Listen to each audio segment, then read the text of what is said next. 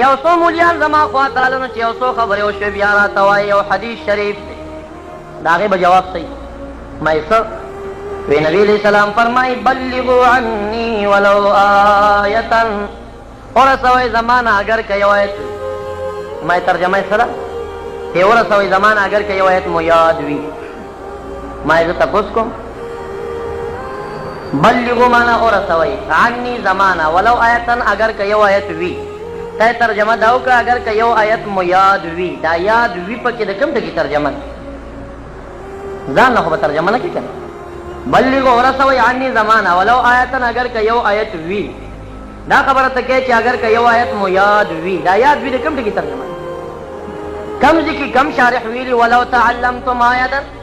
اگر که دا یو آیت تعلم مو کړی نو یې رسوي دا چا وی یاد ساتي ګوره آیتن دا منصوب دی ولی ذکر دا مضاف الیه دا مضاف مقدر دا او په تقدیر دا مضاف سره دا مفعول مطلق دا بلغو جوړیږي بلغوا عني ولو تبلیغ آیت ورسوي زمانہ اگر که تبلیغ دا یو آیت وي مقصد څه شو دا مقصد نه چې یو آیت مو یاد کړو زری ورسوي نه نه مقصد دا دی چې د محبوب علی السلام تبلیغ او د علماء په تبلیغ کې فرق شته څنګه محبوب علیہ السلام ربی کریم شپږم سفاره کې فرمای بلغ ما انزل الیک وان لم تفعل فما بلغت رسالته ورسوا ټول هغه چې تا ته نازل کړی شوي دي او که ټول پټوله دې ونه رسول نو تا رسالت ونه رسو کچا دا وویل چې محبوب علیہ السلام د دین په مسایلو کې چې کوم دته ویلی شوي وایم پټه کړې ده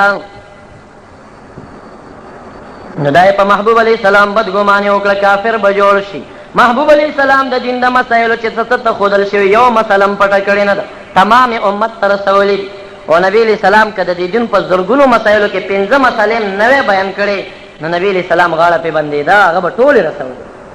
د هغه دا تبلیغ او علماو تبلیغ سره داسې ملا نه تېر شوی او نه به راشي چې د دین نه اول نه تر اخره پورې تمامو مسلو تبلیغ یې کړې داسې ملا چېرته شته دی سنه مسلې دي پاتې که نه پاتې دي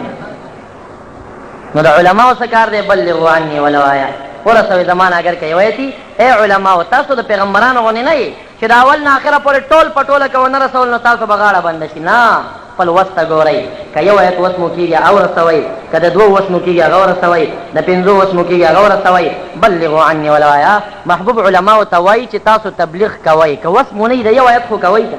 خو دا نه وایي امیته چې تاسو راپورته سي که یو آیت مو یاد کړی نو دا ورسوئ بهرحال